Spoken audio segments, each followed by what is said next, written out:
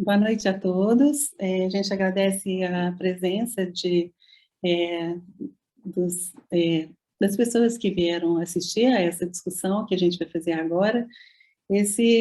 Meu nome, para quem não me conhece, meu nome é Márcia Salomão Libânio, eu sou coordenadora do Departamento de Tecidos da Associação Brasileira de Transplante de Órgãos, e hoje nós temos uma ilustre convidada, que é a Lígia Pierrotti, que ela é médica infectologista do Hospital das Clínicas da Faculdade de Medicina da USP e coordenadora da Comissão de Infecção da BTO.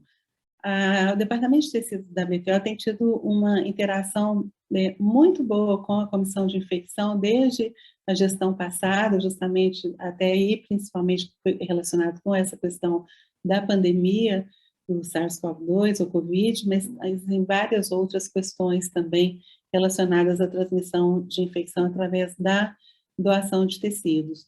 Nessa sessão de hoje, nós vamos abordar principalmente a questão do COVID, né? Então, as evidências da transmissão de COVID através do transplante de células e tecidos, e é importante dizer que o que nós vamos fazer aqui é uma discussão, nós vamos mostrar a revisão da literatura em relação a esse tema, vamos também mostrar um pouco do impacto que a pandemia teve, tanto no Brasil quanto fora do Brasil, mas é uma discussão da ABTO que ela não dá uma diretriz, ela não é uma normativa. As normativas, é muito importante que fique claro que são definidas pelo Sistema Nacional de Transplantes e pela Anvisa, ou seja, pelo Ministério da Saúde, e a nossa contribuição aqui é de trazer o que está sendo feito no mundo e o que está sendo publicado na literatura, no sentido de verificar qual seria a melhor conduta daqui para frente também. Então, nós vamos começar essa apresentação com a apresentação da doutora Lígia Pierrotti, que vai trazer a revisão da literatura e várias questões que ela encontrou das práticas que são realizadas no mundo inteiro. Lígia, então, muito obrigada por aceitar o convite, e aí eu te passo a palavra para nos brindar aí com o seu conhecimento e com a sua apresentação. Muito obrigada mesmo. Obrigada, Márcia. Boa noite a todos. É um prazer a gente tá aqui para discutir, dar continuidade às nossas conversas, né, que começaram no comecinho da pandemia, foram várias, né, Márcia, em diferentes momentos aí de tensão e de dúvidas, né, pela situação que a gente estava passando, mas eu acho que foi muito bom. A gente já tinha trabalhado previamente entre a comissão de infecção e a comissão de tecidos também dentro do SNT, e é um enorme desafio, né? Um grande caminho aí pela frente que a gente tem para várias questões de infecção, e essa questão, sem dúvida, da pandemia de Covid nos trouxe muitas dúvidas, né? E muitas discussões para a gente fazer o melhor, conduzir da melhor maneira do ponto de vista de segurança do transplante, né? De células e tecidos. Então, é um prazer e vou aqui compartilhar minha apresentação. Legal. Então, eu vou trazer um pouco da evidência do risco de transmissão do SARS-CoV-2 através do uso de células e tecidos.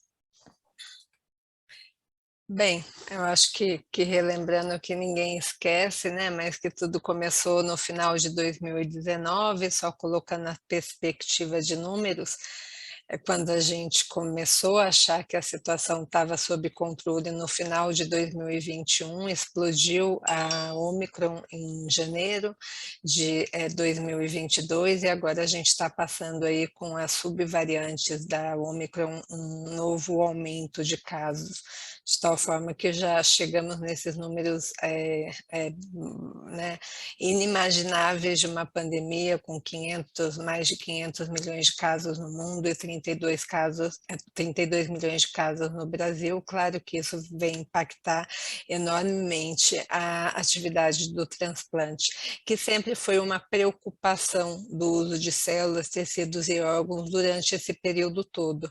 Uma preocupação pelo risco de transmissão do vírus, pelo risco de contaminação também das equipes envolvidas na captação e no uso desses materiais humanos, o risco, eventualmente, de ocorrer uma infecção no receptor e isso impactar, né, a sobrevida do próprio receptor e do alvo-enxerto, e dúvidas como manejar esses receptores eventualmente infectados, né, como proceder ao isolamento desses receptores na internação do transplante, o ajuste da imunossupressão quando indicado, o uso de tratamento preemptivo, que também é uma questão, porque a gente, por exemplo, aqui no Brasil não tem acesso na rede pública aos antivirais e imunobiológicos que hoje são disponíveis mundialmente.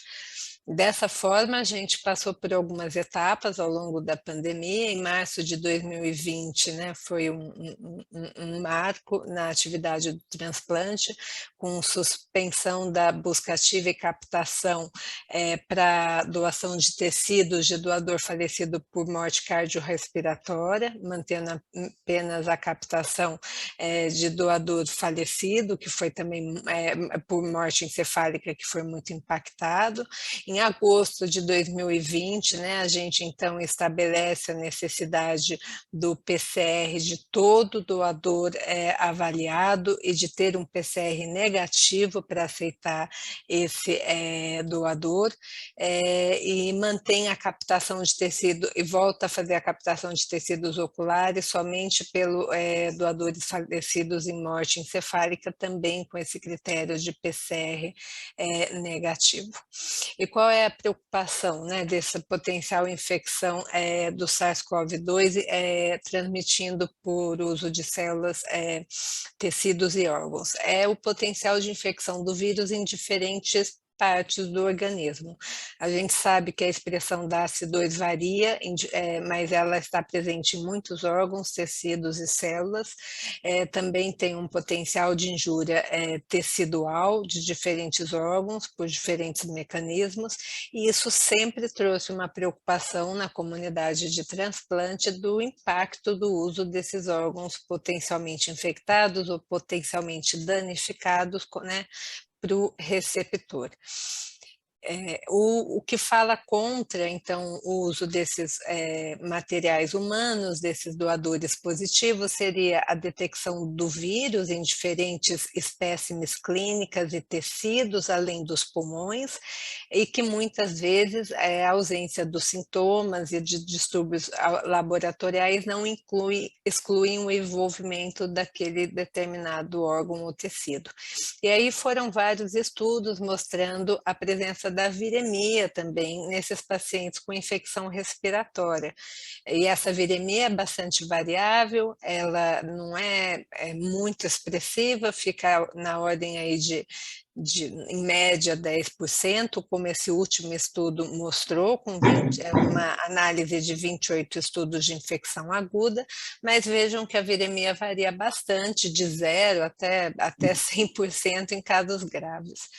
Por outro lado, existia uma forte discussão a favor de aceitar esses doadores positivos pela ausência de evidência de vírus em pacientes assintomáticos no sangue, a evidência de que esses vírus, eles muitas vezes são detectados por técnica de PCR, a detecção do RNA viral, mas não de vírus viável, e uma grande discussão que o RNA viral, ainda que o subgenoma do RNA, isso não significa vírus viável, e a falha em detectar vírus viável por cultura de célula em geral nos modelos, o uso inadvertido de doadores para transplante de órgãos, e também tem caso descrito células, por exemplo, em transplante de células tronco, exceto o pulmão, vem bem, né? Até então tinha algumas experiências acumuladas e, claro, o impacto na atividade do transplante, o impacto negativo, perdendo um número muito grande de potenciais doadores por conta da Covid. Essa uma revisão, por exemplo, mostrando a experiência na transfusão sanguínea. Então, no período de dezembro de 2019 a abril de 2020, com as palavras-chave envolvendo Covid, transfusão de sangue, 8 artigos foram incluídos. Esses 8 artigos são sumarizados nessa tabela. O primeiro clássico, que é um relato na França, com 3 pacientes. Todos esses casos resultaram em ausência, que é essa penúltima coluna, 0 casos de transmissão. E isso é bastante importante. Então, esses 8 artigos somam 14 pacientes que receberam produtos de sangue de doadores com Covid positivo. A metade, mais ou menos, testou negativo após a terapia, desculpa, desses pacientes, né, dos receptores, metade testaram negativo até 14 dias pós-terapia.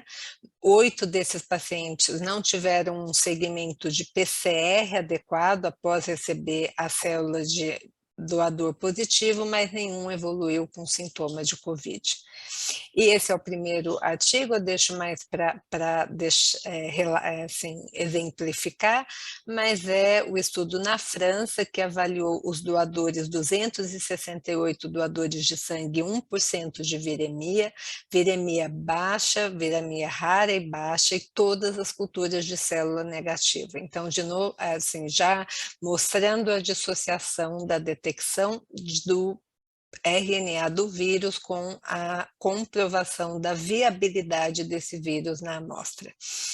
E essa é a última revisão que eu encontro, com 23, grande revisão, né? Na verdade não é a última, mas é uma grande revisão, por isso que eu achei importante colocar. Foram 23 artigos que discutem a detecção do RNA do vírus no sangue ou componentes. 3 desses artigos relatam transfusão de sangue de doadores positivos identificados pós-doação, e, de novo, todos esses artigos não mostram vírus viável detectado no sangue.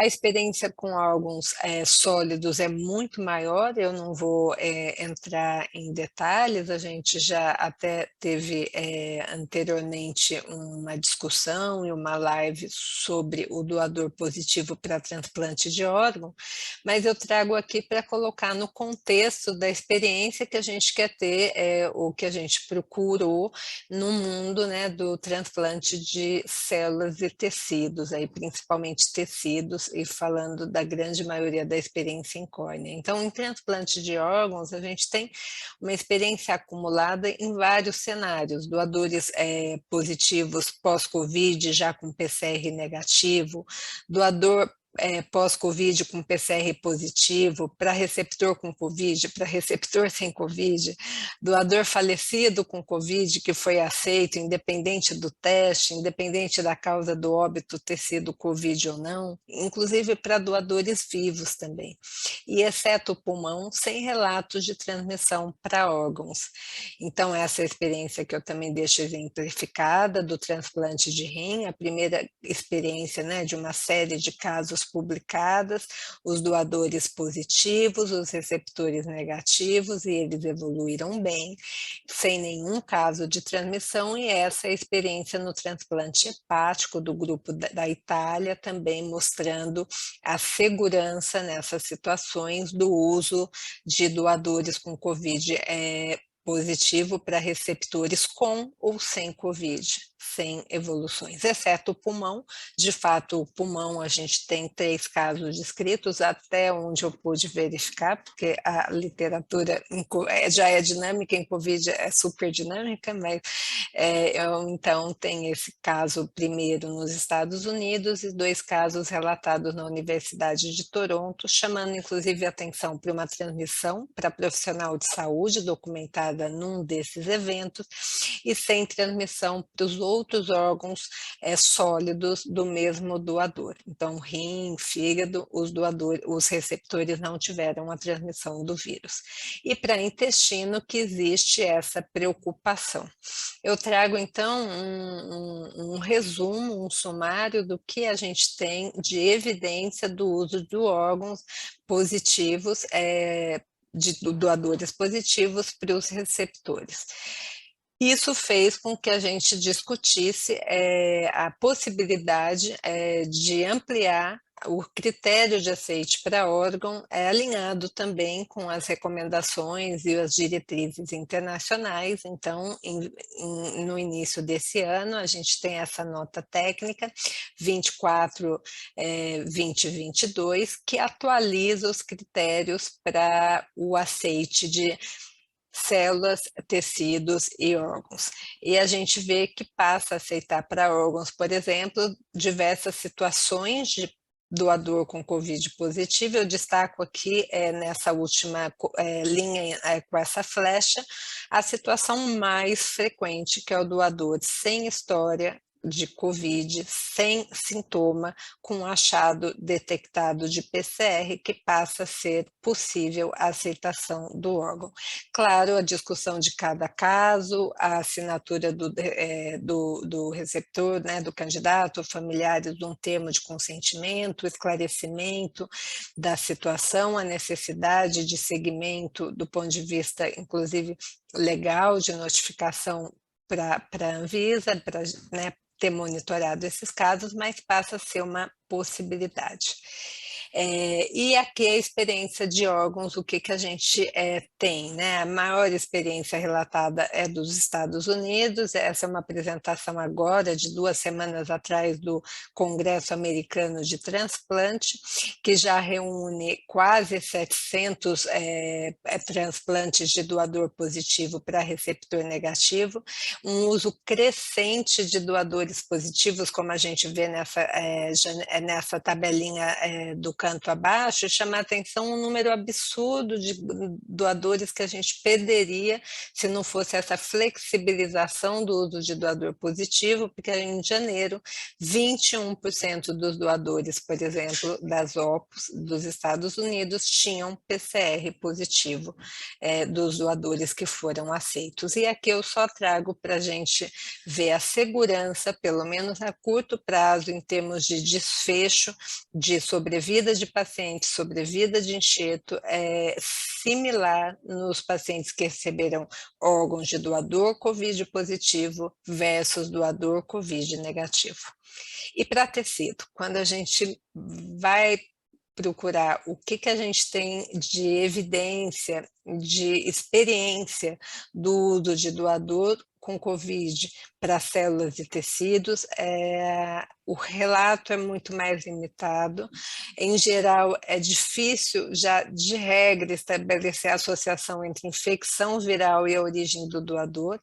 Então, eu vou mostrar alguns dados de outros vírus para a gente tentar entender aí um paralelo, mas como é difícil, porque muitas vezes são vírus de reativação e quando encontra no receptor você não consegue estabelecer uma relação de transmissão doador-receptor.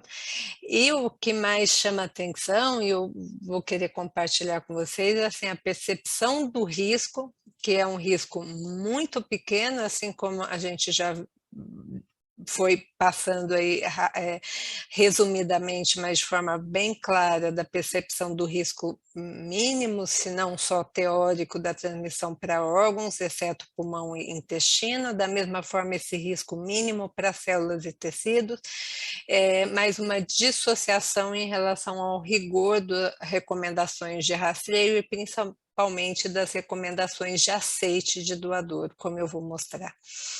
Então, essa experiência de transplante de células tronco hematopoéticas, na literatura tem esses dois artigos que falam de receptores que receberam doador positivo para COVID, evoluíram muito bem, sem resultado de PCR positivo e sem evolução clínica também de qualquer quadro respiratório. O primeiro caso por Lázaro Del Campo e colaboradores na Espanha, o segundo caso na Tailândia. Vejam que o primeiro caso, o doador não tinha teste pré-doação para a COVID, foi em março, evoluiu com sintoma no terceiro dia após doação, isso fez com que ele fosse investigado e confirmado COVID. E o segundo caso, que definitivamente doou as células, né, hematopoéticas na vigência de infecção, essa identificação era sabida do PCR positivo para COVID, mas o doador estava assintomático, o procedimento era extremamente necessário para a manutenção da vida do receptor, assim foi decidido, e tanto o doador positivo que doou seguiu bem, como o receptor não teve nenhuma transmissão do vírus e seguiu bem. Vejam que no segundo experiência na Tailândia, a equipe faz a investigação do SARS-CoV-2 na medula e o PCR da medula é negativo. O que a gente tem para transplante de córnea? A gente tem algumas experiências com vírus, algumas experiências, por exemplo, de detecção de herpes simples em amostras de tecido ocular, até quase 4% de positividade por PCR, cultura viral negativa. E os pacientes que receberam esse tecido ocular com PCR para herpes simples positivo, evoluíram sem complicações. A gente também tem alguns outros relatos de transmissão de herpes doador-receptor, mas sempre fica essa discussão na literatura. Será que a fonte da infecção identificada no receptor foi de fato o vírus do doador ou foi uma reativação do vírus do receptor? Essa é para só mostrar a evidência da transmissão viral, visto que esse tecido ocular, ele é um tecido que, além de ser captado do doador, ele é manipulado, ele é manuseado, ele é tratado, ele é congelado. Então, qual é a viabilidade desses vírus serem, de fato, causa da infecção no receptor? Essa é a discussão toda que permeia esses artigos. Tem um artigo mais novo, de 2017, com 57 pares de amostras de fragmentos de tecido de córnea, pós-trepanação e líquido de preservação. Foi encontrado herpes vírus 1, foi investigado herpes vírus 1, herpes vírus 2 e adenovírus nessas espécimes clínicas.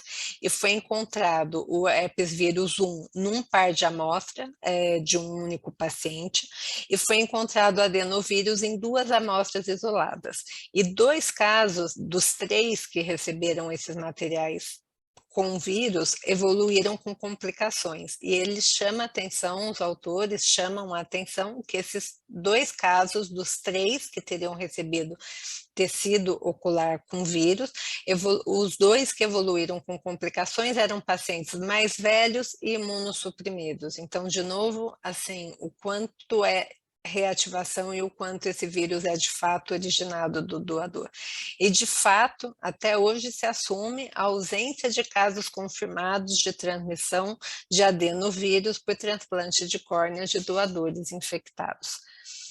E qual é a evidência do SARS-CoV-2 em relação a esses tecidos, né? A gente falou assim, muito da segurança, talvez mais de órgãos, e isso ficou melhor estabelecido, mas e nos outros tecidos, né? A grande dificuldade é que a detecção de vírus viável em tecidos e fluidos corporais é altamente inconsistente.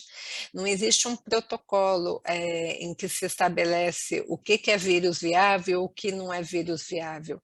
É fato que cultura viral, em geral, não resulta positividade. A cultura viral, em geral, é negativa, né? Não tem uma cultura viral de sangue, ou do tecido ocular, ou de outros tecidos específicos, que conseguem, de fato, dizer que aqueles vírus são viáveis.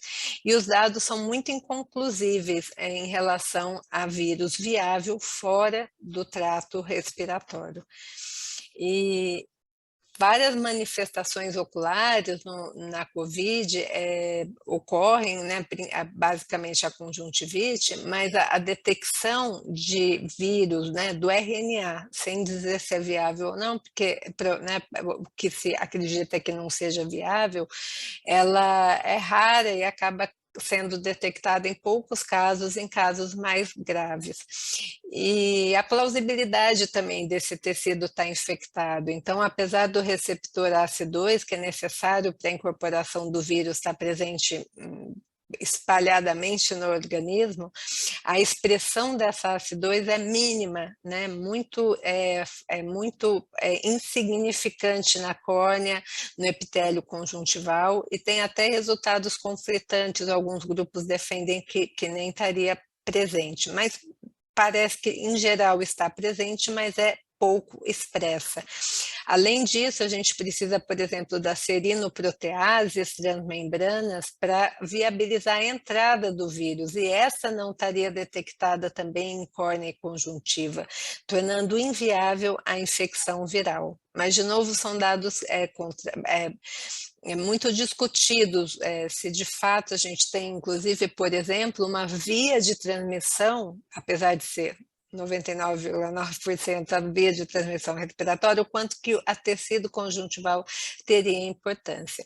E o próprio papel da lágrima como um efeito antiviral, aí, com lactoferrina e até com outras enzimas degradando o vírus.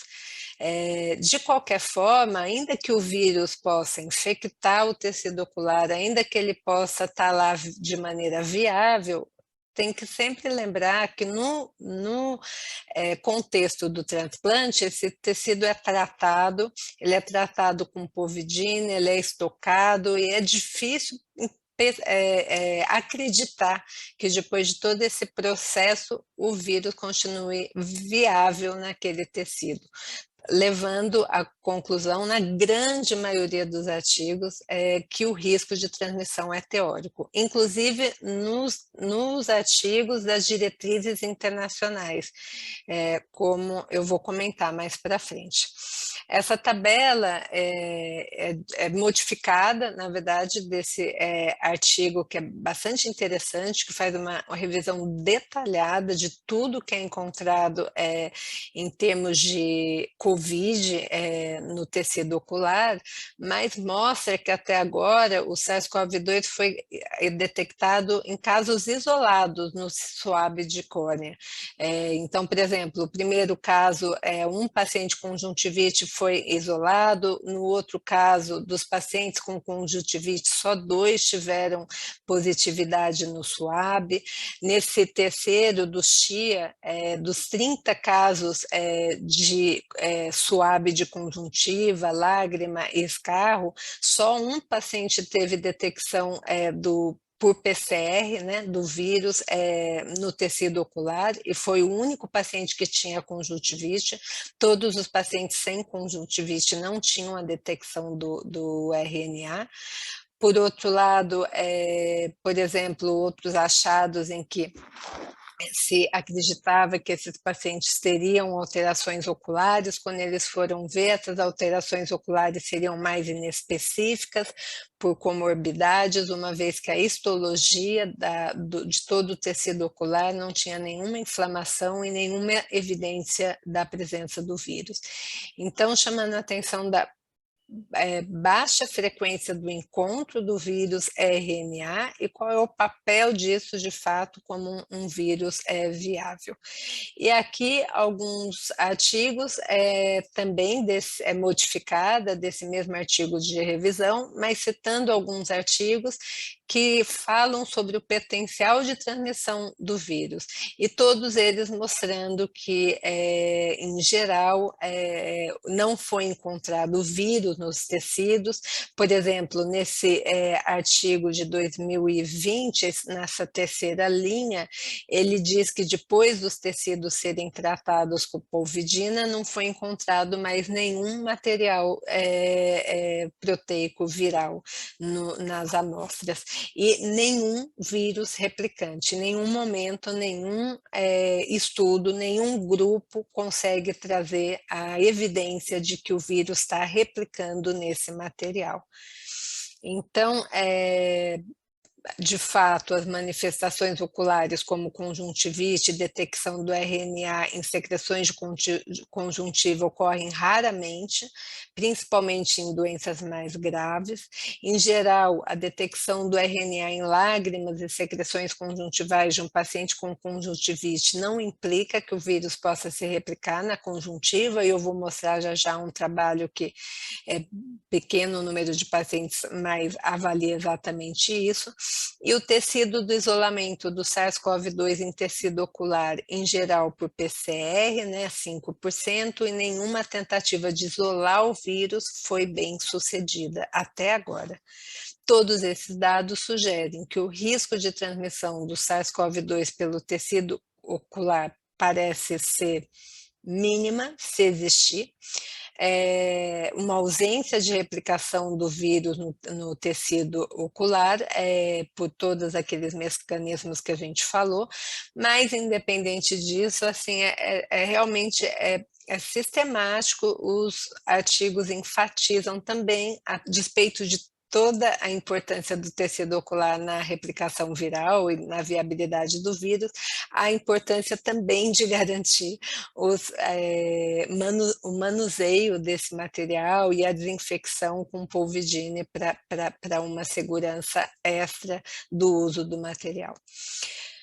Mas chama atenção que, com toda a evidência, né, claro que acumulada, claro que é uma evidência crescente, né, hoje o que a gente enxerga, né, o que a gente percebe do não risco de, por exemplo, um tecido ocular na transmissão do SARS-CoV-2 não é a mesma percepção de 2020, mas trazer aqui o impacto na rotina dos serviços da pandemia. Então, esse é uma avaliação logo no início da pandemia, que compara março e abril de 2020 com março e abril de 2019, e que ele pergunta para os centros de transplante de olho da Alemanha as atividades nesse período, a rotina de testagem, o uso de EPI pela equipe, né, os critérios de exclusão dos potenciais doadores.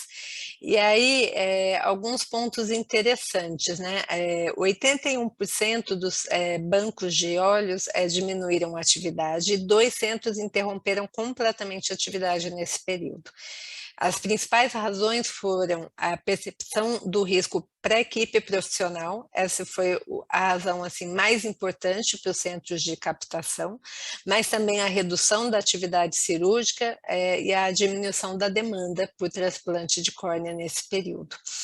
E aí o rastreio do doador, a grande parte dos 24, na verdade, a grande parte não, todos, né, que vocês vão ver que não muda muito, mas todos os centros, dos 24, né, dos 26 que mantiveram atividade de transplante, eles seguiram os critérios do Paul Ehrlich Institute, que é o doador com contato, aqui nessa tabelinha do lado, vou pedir para vocês seguirem, que é o doador com contato com caso positivo em 14 dias anteriores, ou a captação pode após 14 dias de infecção.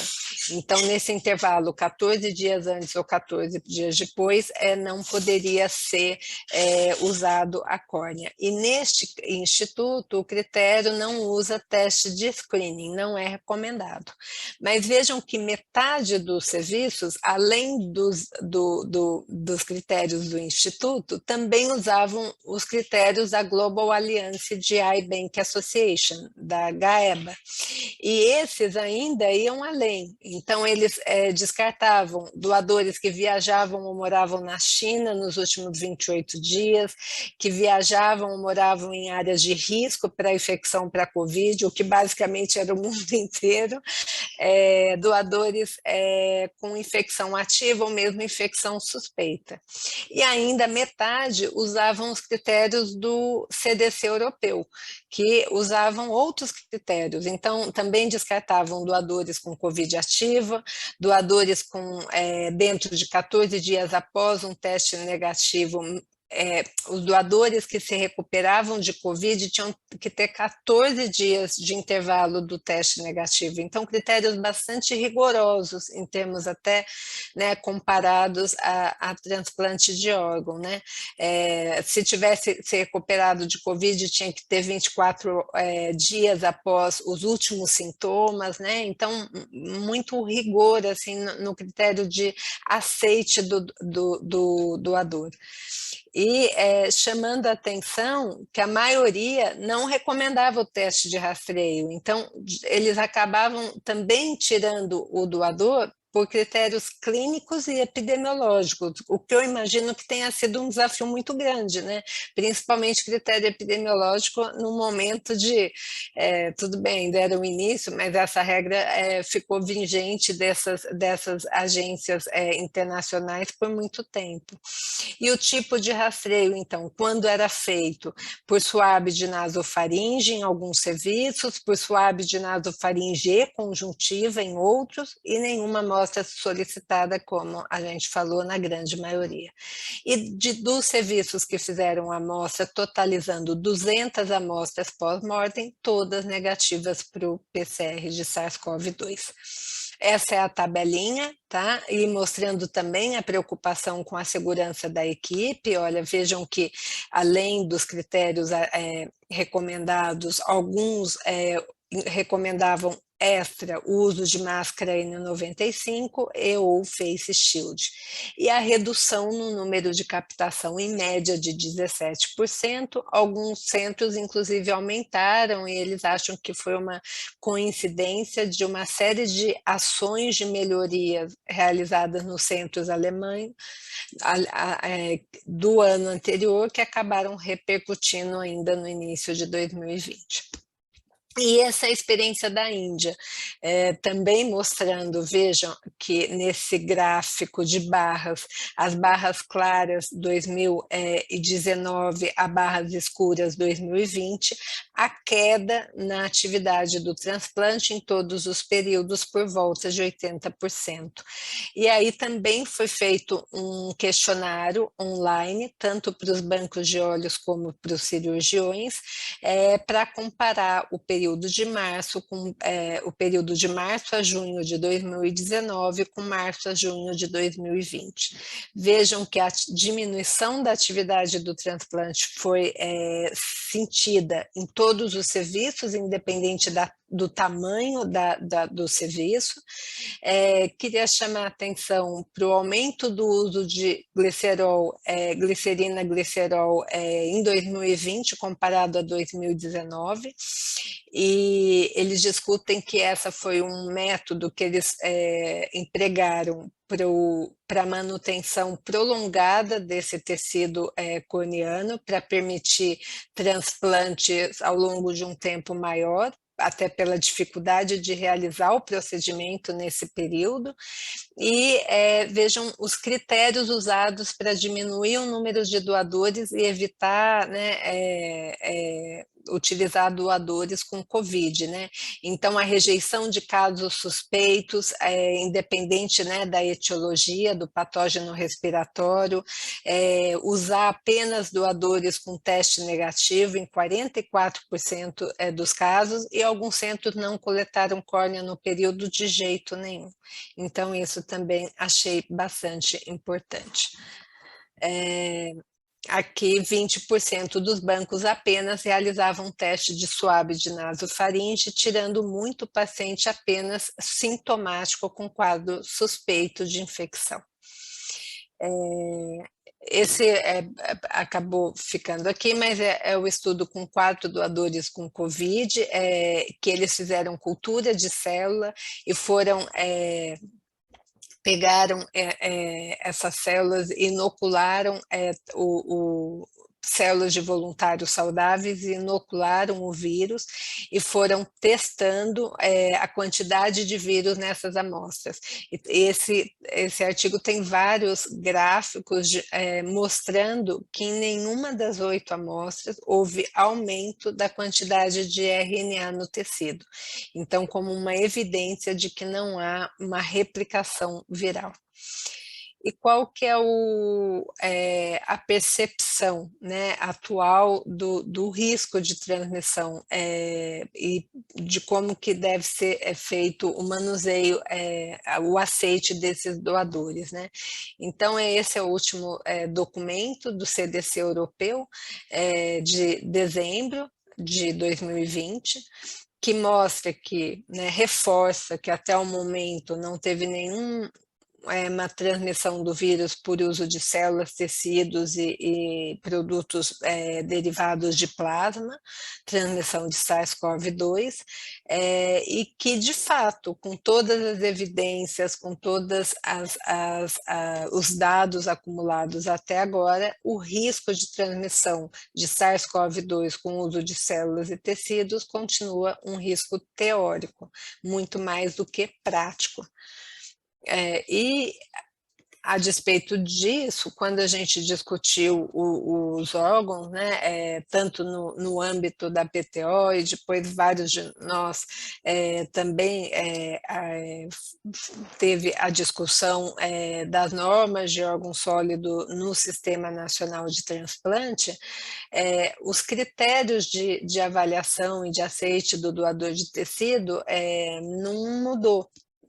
Então, a gente continua com esse critério de indivíduo com infecção suspeita ou confirmada há menos de 28 dias, contraindicação absoluta para doação de tecidos, indivíduo que manteve contato com caso suspeito ou confirmado há menos de 14 dias, também contraindicação absoluta, aceitando para doação de tecidos apenas indivíduos que tiveram infecção suspeita ou confirmada e regressão completa dos sintomas há mais de 28 dias, ou indivíduos que tinham não tinham suspeita clínica e não tinham contato com caso nenhum há mais de 14 dias. Então, o rigor do critério de aceite. E a recomendação, né, da realização para doação de tecidos oculares, para a realização do PCR após a parada cardiorrespiratória, né, na morte encefálica segue a regra do transplante de órgão, todo doador realiza PCR.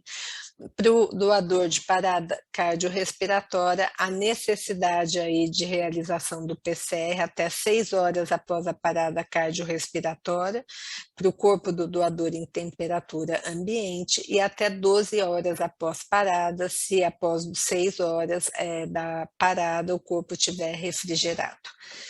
E para a coleta da amostra para a realização dos demais tecidos, a gente tem aí um tempo um pouquinho maior para a realização do teste.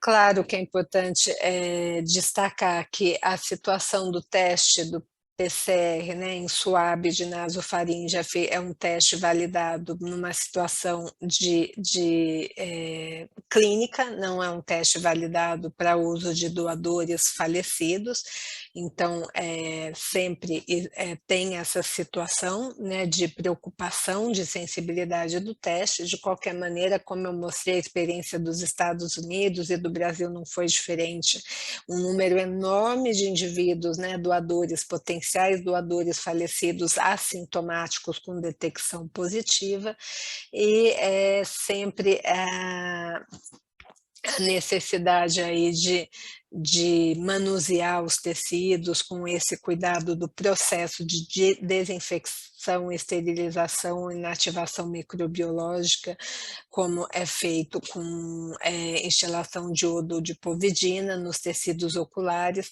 e radioesterilização dos tecidos músculo-esqueléticos e de pele. Essa é a norma 24/2022. O que a gente tem, eu acho que essa é só uma visão panorâmica para a gente abrir aí a discussão que eu acho muito importante aí que a Márcia vai conduzir, mas é um compilado do que a gente tem hoje nas diretrizes internacionais, né? Eu pus aqui na última coluna a data da vigência, né, da liberação desses documentos. Então, por exemplo, a Associação Europeia de Banco de Olho não aceita teste positivo até 2 semanas de doação, aceita se o teste estiver negativo ou a positividade tiver mais de 2 semanas com resolução dos sintomas, e se o teste não for realizado, eventualmente, ou não disponível o resultado, avaliação do risco individual. A Global Alliance de Associação de Banco de Olho também vai na mesma direção, mas coloca que se o início do sintoma nos últimos 28 dias independe do teste, né, eu acho que já como uma possibilidade de aceite de teste positivo. O teste para aceitar o teste negativo ou teste positivo há mais de 2 semanas com resolução do sintoma, pode ser avaliado caso a caso. Contato com caso confirmado nos últimos 14 dias é não aceitar, o que dependendo da situação epidemiológica, eu vou dizer hoje, né, é quase difícil alguém não ter contato com alguém confirmado, né, e esse contato também não é muito definido não é nada definido nesse documento, né, contato domiciliar, ou com trabalho, enfim. Contato com caso confirmado intra-hospitalar também é uma preocupação da Global Alliance. E a Sociedade Americana, que eu queria chamar a atenção, que coloca inclusive a possibilidade de não fazer teste, né, sendo o teste uma ferramenta adicional para auxiliar a decisão da elegibilidade do doador.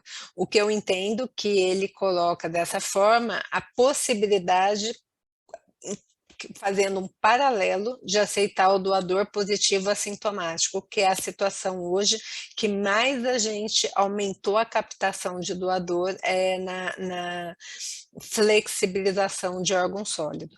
Mas vejam que ele coloca que essa elegibilidade pela sociedade americana é determinada pelo diretor médico, isso não me é muito claro, não sei se para a Márcia mas é tipo, assim, é uma decisão caso a caso, né? Nessa situação de não haver teste, né? E na situação também de haver contato com caso suspeito ou confirmado com menos de 10 dias, ou se tem um quadro respiratório sem uma outra causa plausível, enfim, ele coloca várias situações, nem achei exatamente uma diretriz muito fácil na prática de ser seguida, mas essa é exatamente as 3 diretrizes que eu trago aqui. Então, para terminar, o que eu queria comentar é que a recomendação de rastreio clínico laboratorial e os critérios de aceite do doador com suspeita e confirmação de Covid devem ser continuamente ajustadas. Eu acho que esse é o nosso papel mesmo, né, Márcia? Em função dos novos conhecimentos, que o risco de transmissão de células, tecidos e órgãos assim, em última análise pode ser desconhecido, mas provavelmente é teórico, exceto pulmões e provavelmente o intestino também, que hoje a gente não aceita. E não tem mesmo evidência de transmissão pelo uso de células, tecidos e outros órgãos, embora quem advogue a não aceite desses doadores diz que a falta de evidência não é evidência de que não há transmissão, mas enfim, é uma evidência aí acumulada. a recomendação me chama a atenção a dissociação entre a percepção do risco e as diretrizes vigentes, né, nacionais e internacionais, e a restrição dos doadores de risco para infecção por SARS-CoV-2, eu acho que segue a minha percepção, é um paralelo do grande rigor que é também compreensível do aceite do doador para uso de transplante de tecidos em geral, né? Sempre existe, claro que é importante, um rigor maior do que para transplante de órgão em relação a várias infecções, e parece que para SARS-CoV-2 também não é diferente. Então, essa é a minha apresentação, só agradecer a Márcia e o departamento todo de transplante de tecido, a gente teve contato com vários de vocês, a gente cointe, né? Falo aqui em nome do grupo, Guilherme, Raquel, Daniel, Edson, Vanessa, agradecer a ajuda sempre, que é realmente um desafio da Lara, da Valéria Chiaro e da Tassiana. Muito obrigada. Muito obrigada, Lígia, pela sua excelente apresentação. Deu, assim, nem foi um resumo, né? Foi um panorama geral do que a gente tem disponível, e eu vou complementar somente com alguns poucos slides aqui, antes da gente abrir para a discussão, complementando algumas das coisas que a Lígia comentou. Então, falando um pouquinho em relação realmente a esse impacto que está tendo, né, que a gente está comentando aqui, fica logo querendo tirar esse slide, né, esse vírus aqui da nação, mas vamos conviver com ele realmente aí, e outros, né, durante muito tempo. E só alguns comentários de alguns artigos que eu selecionei também, em relação a como que está se lidando com essa questão do Covid, em relação tanto à triagem, quanto à utilização, quanto aos critérios mesmo para poder fazer essa triagem, né? E eu chamo a atenção para esse trabalho aqui, que ele foi publicado aí no British Journal, né? Que foi feito com 110 bancos de olhos em 26 países da Europa, então cobrindo uma boa parte, né, a maior parte da atividade de transplante da Europa, e foi feito um questionário para esses bancos, perguntando... Márcia, eu não estou vendo, eu não sei se as pessoas estão vendo. Se alguém puder contar no chat para a gente, mas eu não estou vendo. Deixa eu...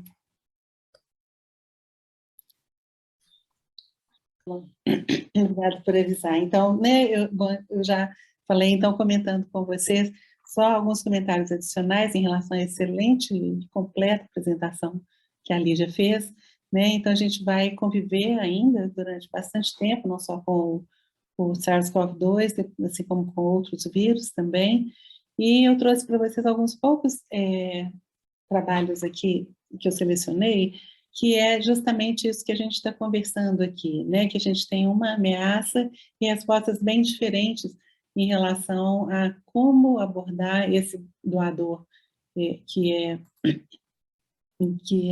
positivo, ou potencialmente positivo, transmissor, né, do SARS-CoV. Então, é esse trabalho aqui, que ele foi feito em dezenas de bancos de olhos na Europa, cobrindo a atividade de praticamente 95% da atividade de transplante, e o primeiro outcome que eles procuraram foi a questão realmente das doações, e o que se viu naquele momento foi que houve uma diferença muito grande de um país para outro, e aqui os países estão listados em ordem alfabética, não é em ordem do decréscimo da captação. Então, comparando também o período de março a maio de 2020, aquele início da pandemia, ao mesmo trimestre dos anos anteriores, e a gente pode ver aqui que o decréscimo da captação, ele foi muito variável de um país para outro, país como a Bulgária, em que houve até um aumento da captação. Então, em alguns países nós tivemos um decréscimo de 60%, ou parte 60%, 69%, em outros um decréscimo menor, e isso foi decorrente mesmo dos diferentes critérios que foram utilizados para cada país em relação a esses doadores de córnea potencialmente infectados ou pelo SARS-CoV-2. Tem esse outro trabalho também, que é o trabalho do risco da transmissão através do tecido corneano, que é da Ana Salzo, no mesmo trabalho que a mesma autora do trabalho que a Lígia apresentou, e que esse trabalho ele mostra também que o risco ele continua teórico e chega à conclusão que a gente vem comentando durante esse tempo todo, né, que apesar da transmissão do risco da transmissão do SARS-CoV-2 não se poder ser completamente eliminada, que o risco de transmissão ele é altamente improvável e continua teórico, né, e que atualmente o que a gente viu no mundo inteiro é que a causa de morte confirmada como Covid, ou suspeita de Covid, continua uma contraindicação, como vimos comentando, né, essa dissociação entre o risco da transmissão e o que as normas, de forma geral, elas fizeram em relação a esses doadores.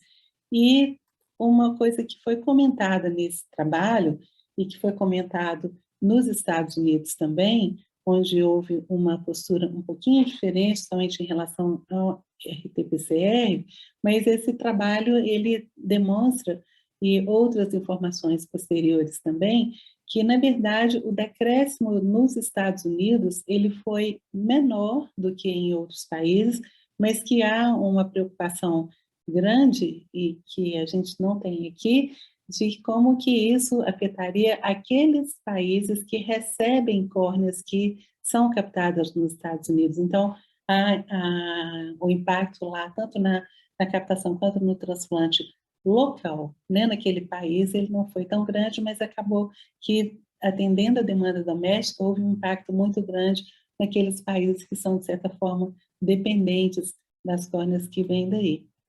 E tem esse trabalho, e não gostaria de deixar de citar esse trabalho também, muito importante, que foi feito aqui no Brasil pela Associação Pan-Americana de Banco de Olhos, lá abordando aquele início da pandemia também, que contou com a colaboração de dezenas de bancos de olhos no Brasil, que são filiados à associação, e que mostrou, naquele primeiro momento, a queda muito grande que houve naquele período em que realmente as normas do Ministério da Saúde determinaram que as córneas fossem captadas somente dos doadores em morte encefálica. Então, esse aqui é uma análise que foi feita até agosto de 2020, mostrando essa queda bastante importante aqui desde fevereiro, março, quando essa norma veio. E, então, o que ocorre é que, de fato, a gente continua com esse problema. 2020, esse ano em que foi feito aproximadamente a metade dos transplantes que eram feitos nos anos anteriores, que já não eram em número suficiente para atender a demanda. Em 2021, já houve um pouquinho essa retomada, e em 2022, no primeiro trimestre, e esse primeiro dado aqui embaixo é do Registro Brasileiro de Transplantes, que tem a publicação trimestral, foram feitos aproximadamente 1.000 transplantes por mês, e já o dado atualizado, que foi gentilmente fornecido pela Tassiana, hoje, do SNT, né, e é um dado do número de transplantes de janeiro a maio, a 31 de maio de 2022, isso pode ainda aumentar um pouquinho devido à notificação, mas foram realizados 5.416 transplantes, mostrando que houve um discreto aumento. Então, nos meses de abril e maio, teriam sido feitos 1.200 transplantes, aproximadamente, o que ainda não é suficiente para atender a demanda, considerando que a lista de espera, que no final de 2021 estava em quase 19.000 pacientes, 18.892, no 31 de maio, ela já está em quase 22.000 pacientes, porque os pacientes voltaram a consultar, voltaram a ser inscritos na lista de espera, e o aumento da captação em relação ao período anterior não está sendo suficiente realmente para atender essa demanda. Da mesma forma, continua uma diferença bem grande, né, em relação à situação dos diversos estados, continuando aqui as maiores listas, né, São Paulo, Rio de Janeiro, Minas Gerais, com outras listas bem significativas, e esse dado também foi fornecido pelo SNT, um dado de 31 de maio de 2021, ou seja, o desafio continua e continua enorme, na medida em que temos praticamente 22 mil pacientes aguardando pelo transplante nesse momento, que é um número maior, como eu falei, do que em dezembro de 2021. E, então, né, vamos ver, não é só o Covid que é o que está impactando isso, mas houve um impacto, sem dúvida, e essa avaliação de risco ela é contínua, e a gente vai ter que continuar realmente avaliando né, o risco-benefício de estar utilizando esses tecidos e como que nós vamos fazer para enfrentar esse desafio da lista de espera, que a gente focou aqui mais na córnea, mas ela ocorre também para outros tecidos, como esquelético, pele, e tecidos cardiovasculares, e mesmo a membrana amniótica, mesmo que nem em período ainda de regulamentação total.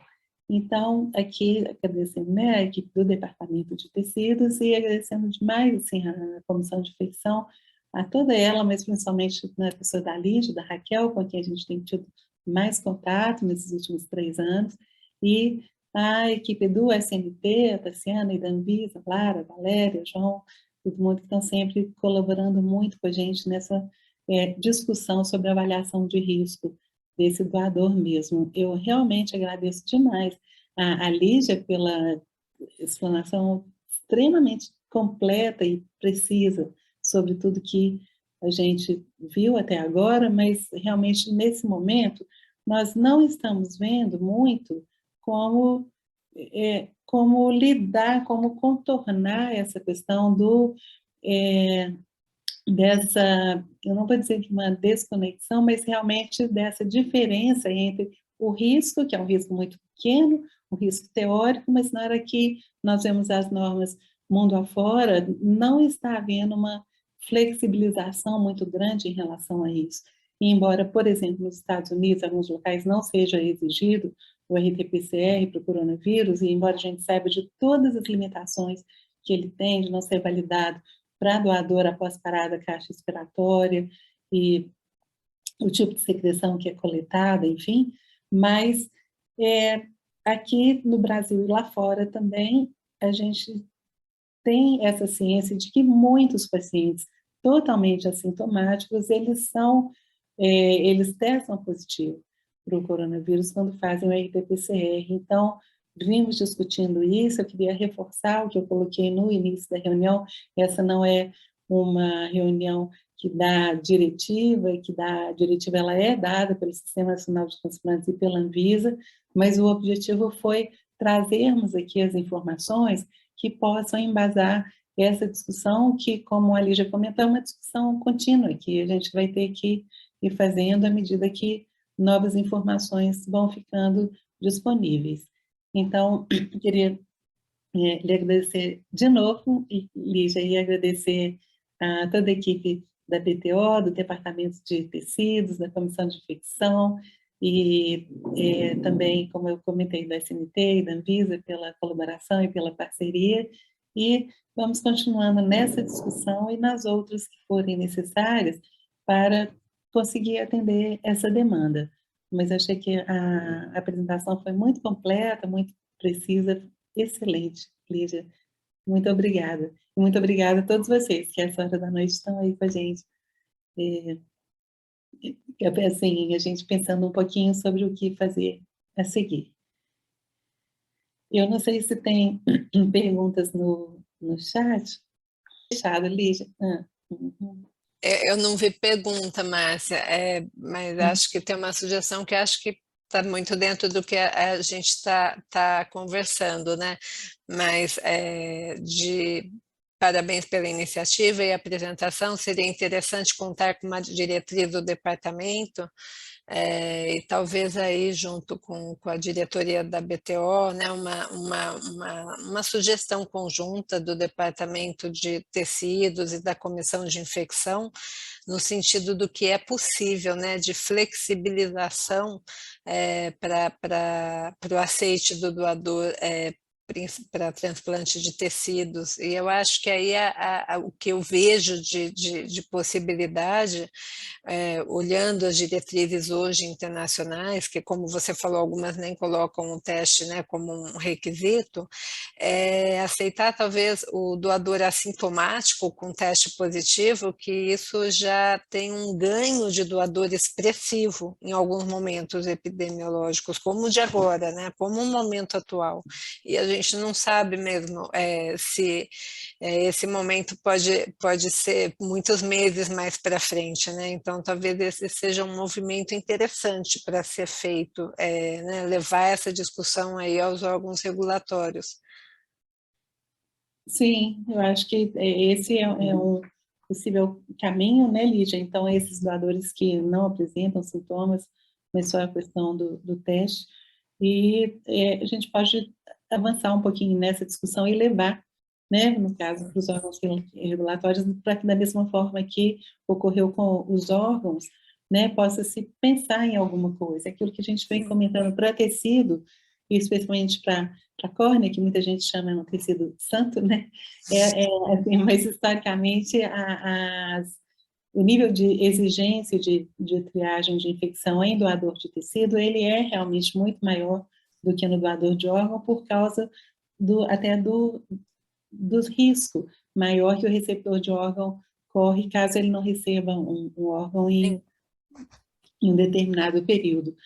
E, então, assim, eu acho que esse seria um caminho interessante, e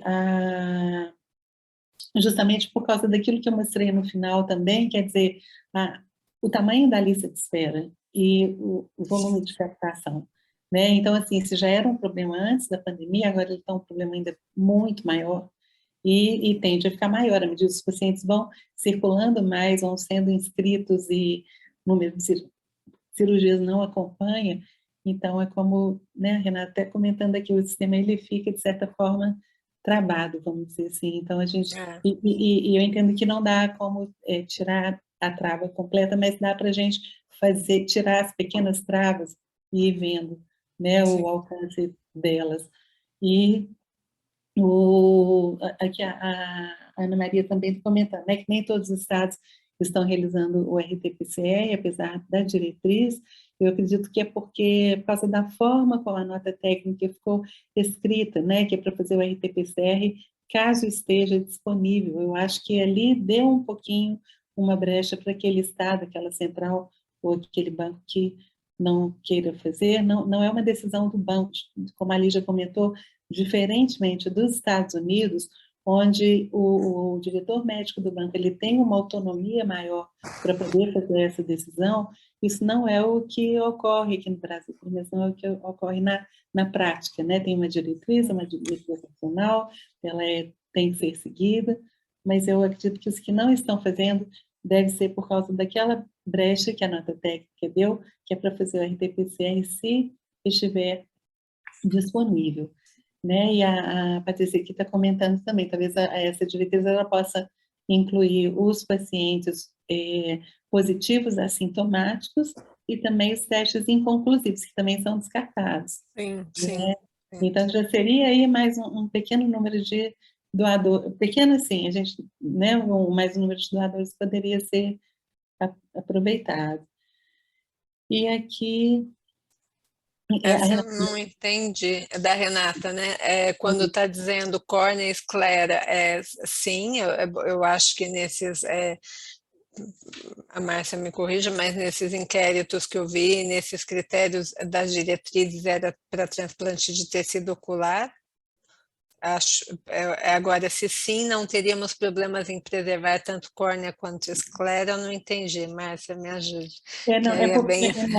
é por causa do seguinte, isso tudo que a gente viu na literatura até fala mais da córnea, mas não discrimina a questão da córnea e da Não, esclera, mas na normativa brasileira, ela discrimina a córnea e a esclera, somente na normativa da Anvisa, que existem determinados tipos de testes que a gente tem que fazer para esclera, que a gente não tem que fazer para córnea, pelo fato até de uma de ser um tecido avascular e outro ser um tecido não exatamente vascular, mas isso é uma discussão que é importante mas mesmo. para SARS-CoV-2 também, né?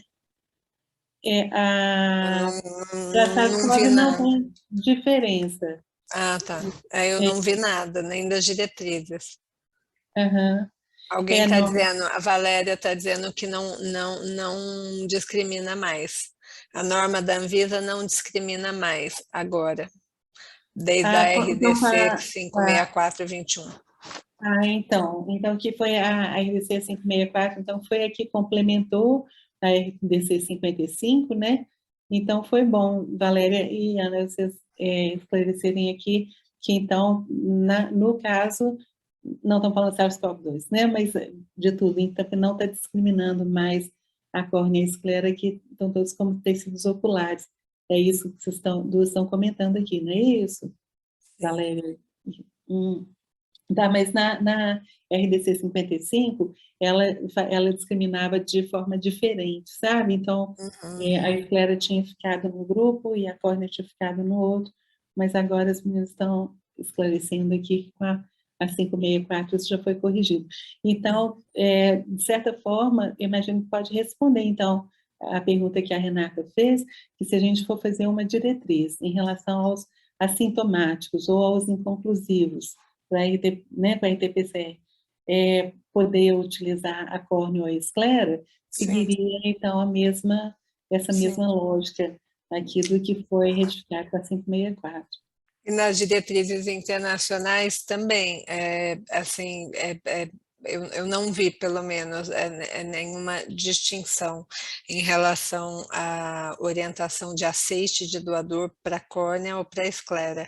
E acredito que possa até levar essa discussão para os outros representantes de tecidos, mas poderia ser uma flexibilização para os outros tecidos também. Porque eles também passam, né, por um preparo e por um armazenamento e também, então, talvez essa questão da viabilidade do vírus, né, de poder aceitar esse doador positivo assintomático. No caso da pele e do músculo esquelético, são tecidos mais vascularizados, né? E geralmente captados em pacientes com morte cefálica. E que isso, como foi flexibilizado para alguns órgãos, talvez também na sequência possa ocorrer para os tecidos também, já que, né, como a gente comentou, não é pulmão, não é intestino, então são tecidos com uma chance menor de transmitir. Eu acho Sim. que seria bem interessante também. Acho que esse é um caminho bom e que já pode ter um impacto, né, Lígia? Assim, não vai Pode ter, ser. assim, não dá para fazer nesse momento, eu penso muito mais do que isso, na medida em que as normas internacionais também não flexibilizaram tanto. Mas esses doadores talvez já seria uma porcentagem, assim, um número significativo, né, que pode ajudar. Sim. E aí também, né, eu nesse sentido iria na mesma cuidado, direção do termo de consentimento, né, livre e esclarecido para o candidato, para os familiares e da notificação desses casos aceitos para o SNT, né, para a Anvisa, para o segmento, porque acumular essa experiência também é muito importante, né? Essa experiência e a segurança do uso desse doador também eu acho muito importante. Sim, né, eu estou só reforçando, né, a questão que está tanto na norma do SNT quanto da Anvisa, da notificação quando o doador testa positivo, né, então da importância tanto para os sistemas de biovigilância da Anvisa quanto, né, para a central estadual, e esse outro ponto, né, que você comentou também, de eventualmente a gente usando esses simuladores, fazer o segmento para poder ver a evolução deles durante um X período, enfim, seria muito interessante mesmo.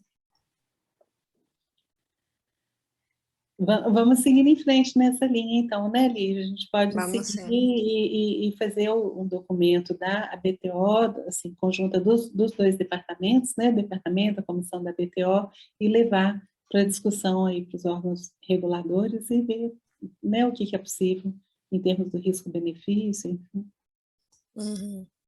Excelente. Eu agradeço as perguntas aí no chat também que deram para a gente complementar, né, alguns pontos que a gente conseguiu estender um pouquinho, né, conseguiu esclarecer um pouquinho melhor. Agradeço muito também.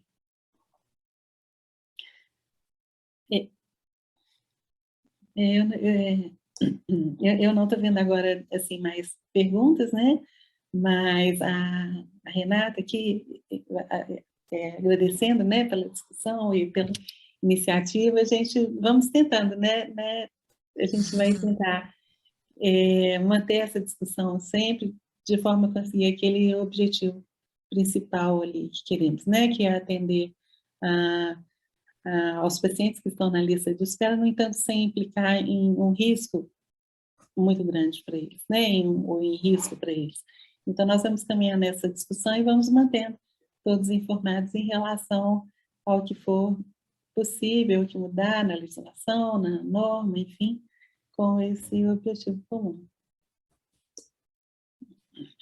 Eu tenho, assim, né, vários agradecimentos aqui, que bom, estou vendo aqui, né, a Eliana, o Marcelo, e bastante gente, a Patrícia, aqui de Belo Horizonte. Então, muito obrigada, gente, muito obrigada a todos pela presença.